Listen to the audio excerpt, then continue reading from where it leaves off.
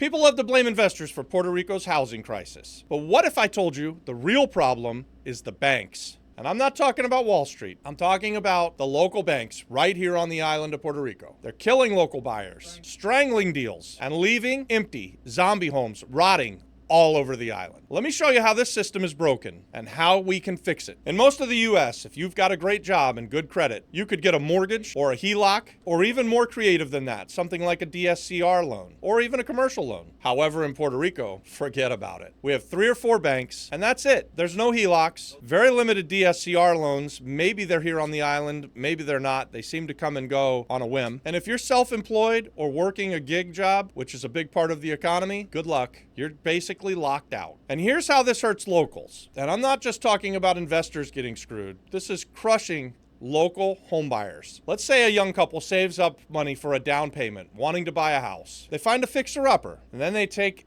their contract to the bank.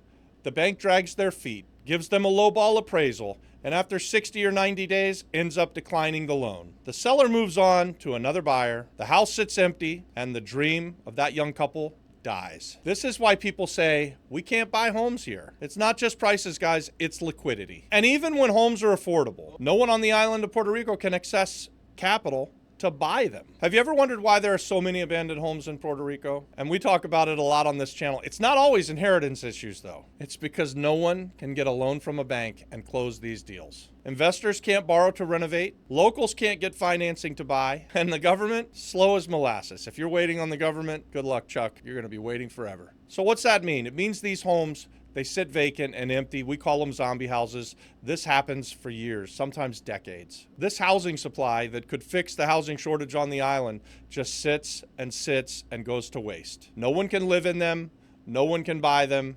There just isn't the liquidity for it. But we don't want to talk about just the bad. We're going to give you the good. Here's the opportunity for you, the local real estate investor, and for others who are problem solvers. And this is where real estate investors step in. And we're not talking HGTV flippers. We're talking about real live real estate investors who are solving problems for distressed sellers and fixing these distressed houses. I'm talking about operators who can think outside of the box and figure out another way to get the funding to be able to purchase these properties. Real estate investors bring in private money. They structure seller finance deals. They force the equity through value-add real estate investing. They get these zombie houses renovated and then put them back on the market and sell to local buyers who want to call these houses home. And these buyers can now qualify. Even though the banking system is broken, they're still very inside the box, and they can get FHA loans, they can get conventional loans, they can get Fannie Mae and Freddie Mac. All of these certain boxes that the banks like to lend in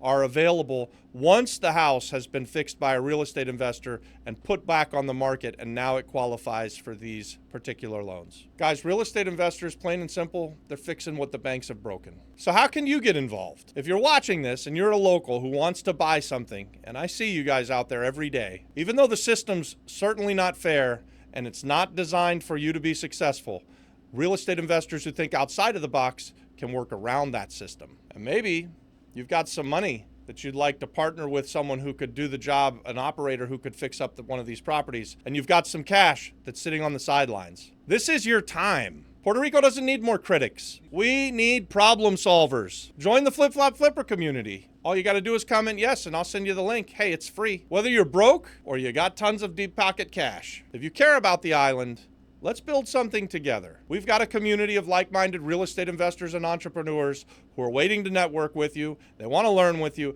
Guys, we're doing deals over there, and we're fixing problems. We're solving the problems that the banks have caused. We're solving the problems of distressed sellers. Get in the game.